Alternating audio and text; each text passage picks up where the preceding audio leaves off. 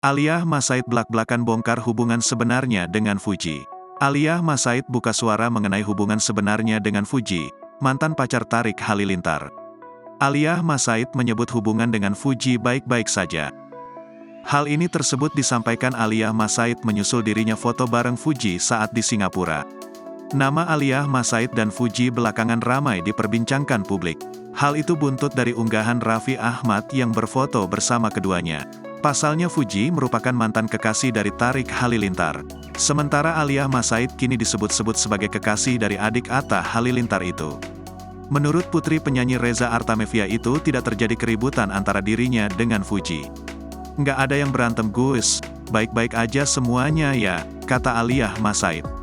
Disinggung soal momen dirinya berfoto bersama Fuji, Aliyah Mas Said pun tak mau banyak berkomentar. Lagi-lagi pelantun lagu Tak Searah itu menegaskan tidak terjadi pertengkaran antara dirinya dengan Fuji. "Nggak ada yang berantem juga," sambungnya.